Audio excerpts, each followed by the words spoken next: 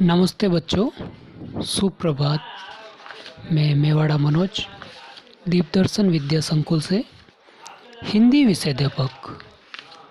आज हम पढ़ेंगे हिंदी साहित्य कक्षा 8 वसंत भाग 3 पाठ 7 क्या निराश हुआ जाए। यह पाठ एक निबंध है जो हजारी प्रसाद द्विवेदी जी ने लिखा है। तो हम पढ़ रहे हैं पाठ 7 क्या निराश हुआ जाए। यह पाठ जैसा कि हमने बताया यह एक निबंध है और इस निबंध के लेखक जो है हजारी प्रसाद द्विवेदी जी हैं। यह हिंदी साहित्य के एक महान लेखक, महान कवि रहे हैं। हमारा पाठ 7 क्या निराश हुआ जाए निबंध के लेखक हजारी प्रसाद द्विवेदी जी। इनका चित्र आपको स्पष्ट रूप से दिखाई दे रहा है। इनका जन्म 19 अगस्त 1907 को हुआ था और इनकी मृत्यु 19 मई 1979 को हुई थी। अब हम हमारे पाठ की ओर बढ़ेंगे। हमारा निबंध हजारी प्रसाद द्विवेदी जी ने लिखा क्या निराश हुआ जाए। इस निबंध का पहला भाग हम पहले वाले वीडियो में पढ़ चुके हैं। उस वीडियो में हमने पढ़ा था कि हमारा जो लेखक है वो बता रहे हैं कि उनका जो दिल है, उनका मन है वो बैठ जाता है। क्यों? क्योंकि समाचार पत्रों में हर रोज़ चोरी, डकैती, तस्करी, भ्रष्टाचार जैसे समाचार भरे पड़े रहते हैं। एक दूसरे पर आरोप प्रत्यारोप का वातावरण बना हुआ है और धर्म भीरू लोग ही सही रास्ते पर चल रहे हैं और बाकी लोग भ्रष्टाचार हैं, भ्रष्टाचार को बढ़ावा दे रहे हैं, गलत काम कर रहे हैं और बेबस लोग ही और भीरू लोग ही जो है सही रास्ते पर चल रहे हैं। और ईमानदारी जो है वो केवल और केवल मूर्खों का पर्याय बन कर के रह गया है। अब हम हमारी पाठ के शेष भाग की ओर बढ़ेंगे। भारतवर्ष ने कभी भी भौतिक वस्तुओं के संग्रह को बहुत अधिक महत्व नहीं दिया है। उसके दृष्टि से मनुष्य के भीतर जो महान आंतरिक गुण स्थिर भाव से बैठा हुआ है वही चरम और परम है। यानी कि भौतिक वस्तुओं से अधिक महत्व मनुष्य के भीतर जो आंतरिक गुण विद्यमान है वही सर्वोपरि है, ये मानते आए हैं और वही चरम और परम है।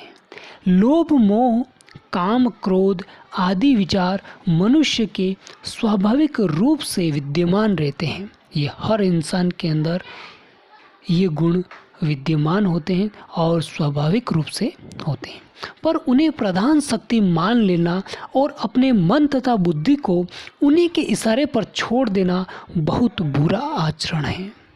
यानी कि ये जो गुण हैं, ये जो अवगुण हैं, लोभ, मोह, काम, क्रोध वाले, ये स्वाभाविक रूप से होते तो हैं, पर इनको प्रधान रूप दे देना और अपनी मन बुद्धि को इनके इशारे पर चलाना ये सबसे बुरा आचरण है।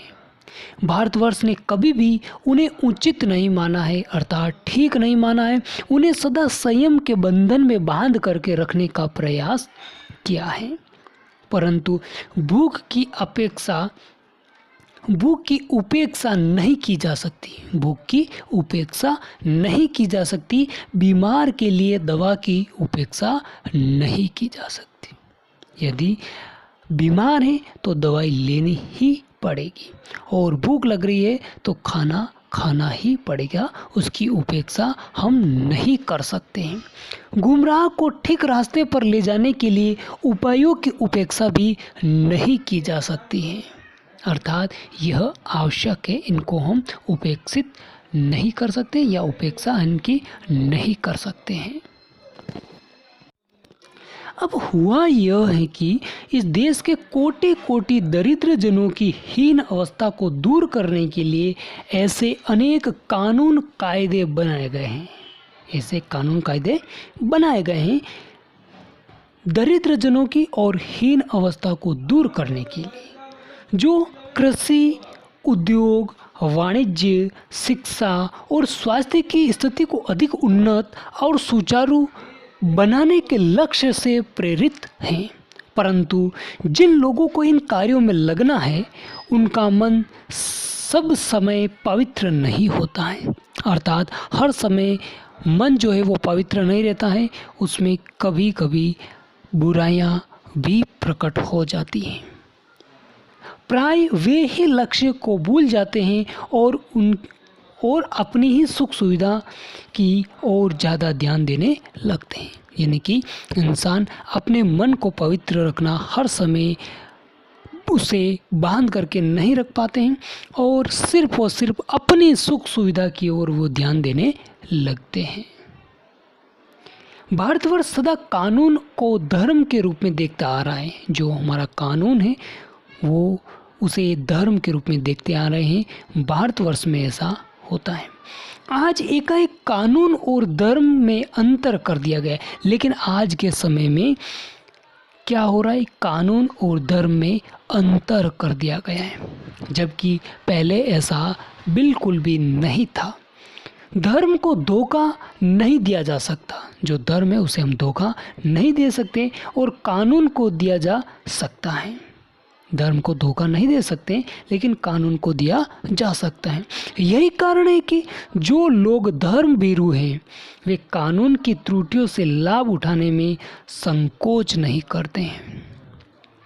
अर्थात धर्म भीरू लोग हैं, वे लोग क्या करते, जो कानून की जो त्रुटियां हैं, जो कमियां हैं, उससे लाभ उठाने में किसी भी प्रकार का संकोच नहीं करते हैं, उसे हिचकिचाते नहीं हैं। अर्थात कानून का वो लोग नाजायज़ फ़ायदा उठाते हैं, उसका दुरुपयोग करते हैं। अब देखिए, ये जो धर्म भीरू लोग हैं वो किसी प्रकार का संकोच नहीं करते और हमारे कानून का वो निसंकोच नाजायज़ फ़ायदा उठाने लगते हैं। किसी भी प्रकार की संकोच नहीं करते हैं और त्रुटियों का वो लाभ उठाते हैं। इस बात के पर्याप्त प्रमाण खोजे जा सकते हैं कि समाज के ऊपरी वर्ग में चाहे जो भी होता रहा हो, समाज के ऊपरी वर्ग में अर्थात उच्च वर्ग में जो भी होता रहा हो, भीतर भारतवर्ष अब भी यह अनुभव कर रहा है, अर्थात महसूस कर रहा है, एहसास कर रहा है कि धर्म कानून से बड़ी चीज़ है। धर्म कानून से भी बड़ी चीज़ है, ऐसा अनुभव किया जा रहा है, एहसास किया जा रहा है। अब वे सेवा, ईमानदारी, सच्चाई और आध्यात्मिकता के मूल्य बने हुए हैं, अर्थात इनके मूल्य आज भी कायम हैं। वे दब अवश्य गए हैं लेकिन नष्ट नहीं हुए हैं। वो दब तो गए हैं लेकिन वो समूल रूप से नष्ट नहीं हुए हैं।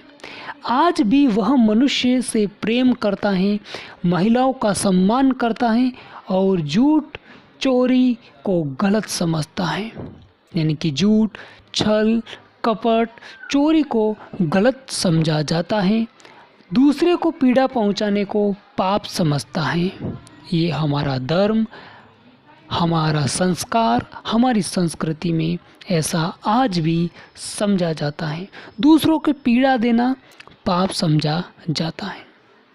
हर आदमी अपने व्यक्तिगत जीवन में इस बात का अनुभव करता है। हर इंसान, हमारे इस भारतवर्ष में हर इंसान को यह एहसास है, अनुभव है कि हमारे समाज में, हमारे संस्कृति में, हमारे धर्म में दूसरों को पीड़ा देना, पीड़ा पहुंचाना, व्यक्तिगत जीवन में इसको पाप का अनुभव होता है।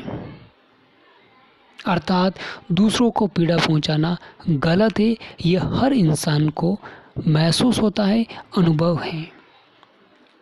समाचार पत्रों में जो भ्रष्टाचार के प्रति इतना आक्रोश है वह यही साबित करता है कि हम ऐसी चीज़ों को गलत समझते हैं, अर्थात हमारे जो समाचार पत्र में है उसे हमें एहसास है और इसी एहसास से हम ये समझते हैं कि ये सब गलत है। और अब इस वीडियो में हम यहीं तक पढ़ेंगे और पाठ का शेष भाग हम अगले वीडियो के दौरान अध्ययन करेंगे। धन्यवाद।